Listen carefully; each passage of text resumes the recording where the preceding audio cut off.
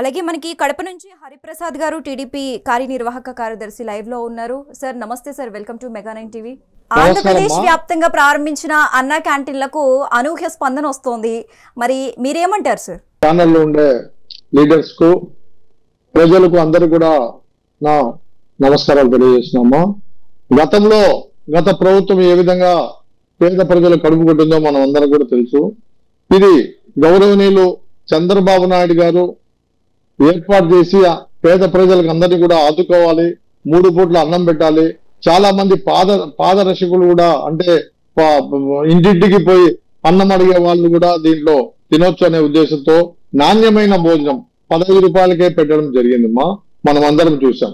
అయితే జగన్మోహన్ రెడ్డి ఎందుకంటే పేద ప్రజలంటే అతనికి ఇష్టం లేదు, పేద ప్రజలు అన్నం తినకూడదు, వాళ్ళు అన్నం తినే విధంగా ఉండకూడదు అనే ఉద్దేశంతో అది క్యాన్సిల్ చేసి కడపలో అయితే దుర్మార్గంగా వాళ్ళ అప్పుడున్న డిప్యూటీ సీఎం గారు అంజద్ బాషా గారు ఆ బిల్డింగే పగలగొట్టి ఎంతో 30 లక్షల రూపాయలు బిల్డింగ్ ఆధీనం. మేము ధర్నాలు కూడా చేస్తే మమ్మల్ని అరెస్ట్ చేసి బిల్డింగ్ పగలగొట్టి పెట్రోల్ బంక్ పెట్టుకున్నాడు ఆయన సొంతానికి. కాబట్టి ఈ విధంగా వైసీపీ ప్రభుత్వం దుర్మార్గంగా అన్నా క్యాంటీన్ను మూసేయడం జరిగింది. మనం చూస్తున్నామా, దేశంలో ఎక్కడ కూడా పక్కన రాష్ట్రం తమిళనాడులో అమ్మా క్యాంటీన్ అని చెప్పి ఆ దినం జయలలిత గారు పెడితే దాన్ని ప్రభుత్వం మాన్నా కూడా అమ్మా క్యాంటీన్ కంటిన్యూ చేస్తున్న లీడర్స్ కూడా ఉన్నారు. ఈ దుర్మార్గపు సీఎం గారు గతంలో జగన్మోహన్ రెడ్డి గారు ఈ విధంగా చంద్రబాబు నాయుడు గారు పేద ప్రజల కోసం పెట్టాడు. పేద ప్రజలు 3 పూట్ల తినకూడదు అనే ఉద్దేశంతోనే దుర్మార్గంతోనే అవి క్యాన్సిల్ చేయడం జరిగింది. అయితే గౌరవనీయులు ఆ దినం చంద్రబాబు నాయుడు గారు ఒకటే చెప్పారు, నేను వచ్చిన తర్వాత మళ్ళీ అన్నా క్యాంటీన్ తెరుస్తానని చెప్పి ఇప్పుడు అన్నా క్యాంటీన్ తెరిచారు. కనీసం కడపలోనే 3 అన్నా క్యాంటీన్లు పెట్టడం జరిగింది. అయితే దాదాపు 3000 మంది పేద ప్రజలు, అదేవిధంగా స్టూడెంట్స్, అదేవిధంగా చాలా మంది ఎంప్లాయీస్ అందరూ కూడా నాణ్యమైన భోజనం ఇంట్లో కన్నా బాగుంటుంది, 15 రూపాయలకి వస్తుందనే ఉద్దేశంతో అందరూ కూడా భోజనం చేస్తున్నారు. ఎందుకంటే పేదవారి కడుపు నింపుతున్న ప్రభుత్వం తెలుగుదేశమ్మా, కాబట్టి అందరూ కూడా హర్షిస్తున్నారు. ఈ దినం అన్నా క్యాంటీన్లు పెట్టి చంద్రబాబు నాయుడు మరొక దేవుడయ్యాడు మాకు అని చెప్పి ప్రతి పేదవాడు కూడా ఈ దినం హర్షిస్తున్నారమ్మా. కాబట్టి అన్నా క్యాంటీన్లు అనేది నిజంగా ఎవరు కూడా ఊహించిండరు. మరలా చంద్రబాబు నాయుడు గారు అన్నా క్యాంటీన్లు పెట్టి ప్రజలను ఆదుకుంటున్నాడు. చాలా మంది లేబర్ అయితే అన్నం కూడా లేక అల్లాడేవాళ్ళు, అటువంటి వాళ్ళు కూడా ఈ దినం 15 రూపాయలకి 3 పూట్ల కూడా భోజనం చేస్తున్నారు. కాబట్టి ఇది ప్రజలందరూ కూడా స్వాగతిస్తున్నారు. ప్రజలందరూ కూడా చంద్రబాబు నాయుడు గారిని ఆశీర్వదిస్తున్నారు అని చెప్పి తెలియదు. ఆంధ్రప్రదేశ్ వ్యాప్తంగా ప్రారంభించిన అన్నా క్యాంటీన్లకు అనూహ్య స్పందన లభిస్తోంది. పేదల ఆకలి తీర్చాలనే సంకల్పంతో సీఎం చంద్రబాబు ఈ కార్యక్రమానికి శ్రీకారం చుట్టారు. నెక్స్ట్ సత్య కాకర్ల గారు జూమ్ లైవ్ లో అందుబాటులో ఉన్నారు. సార్ సత్య గారు నమస్తే sir, welcome to mega 9 TV. నమస్తే మేడం. సార్ ఆంధ్రప్రదేశ్ వ్యాప్తంగా ప్రారంభించిన అన్నా క్యాంటీన్లకు అనూహ్య స్పందన లభిస్తోంది. అలాగే పేదల ఆకలి తీర్చాలనే సంకల్పంతో సీఎం చంద్రబాబు ఈ కార్యక్రమానికి శ్రీకారం చుట్టినట్లుగా తెలుస్తోంది. అలాగే పేదలకి కావచ్చు, చాలా మందికి కూడా విద్యార్థులకు కావచ్చు ఈ క్యాంటీన్లు అనేవి చాలా బాగా ఉపయోగపడుతున్నాయి. మరి దీనిపై మీ స్పందన ఏంటి సార్? ముందుగా తెలుగుదేశం పార్టీ పేద బడుగు బలహీన వర్గాల కోసం పుట్టిన పార్టీ. ఆ రోజు నందమూరి తారక రామారావు గారు పేదవాడు పిడికిలి అన్నం పెట్టాలనే ఉద్దేశంతో కిలో బియ్యం 2 రూపాయలకే ఇచ్చి తెలుగుదేశం పార్టీ యొక్క ఆశయాలను, లక్ష్యాలను పేద బడుగు బలహీన వర్గాల కోసమేనని ఆయన ముందుకు తీసుకెళ్లడం జరిగింది.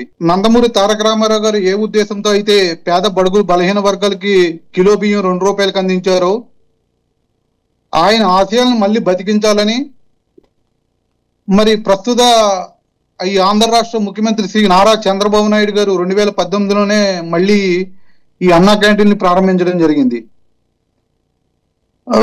ఒక్కజాంతంటూ జగన్మోహన్ రెడ్డి 2019లో అధికారంలోకి వచ్చి ఎవరికైతే కేవలం 5 రూపాయలకే మరి రోజంతా కష్టపడి కూలీ నాలీ చేసుకుని ఒక 100 రూపాయలు 200 రూపాయలు సంపాదించుకుని మరి 2018 ఆ సమయంలో ఒక 5 రూపాయలు ఇచ్చి అన్నా క్యాంటీన్లో భోజనం చేసేవారు.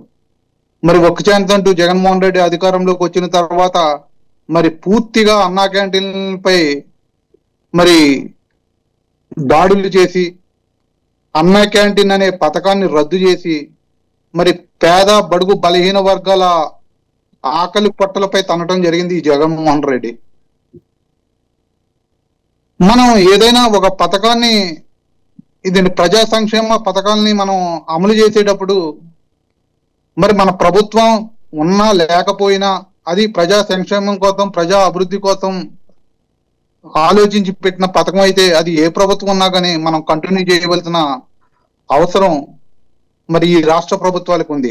కానీ జగన్మోహన్ రెడ్డి ఎప్పుడు కూడా తన స్వలాభాల కోసం ఆలోచిస్తూ ఎంతసేపు కూడా తన బ్రాండ్ జగన్మోహన్ రెడ్డి అంటే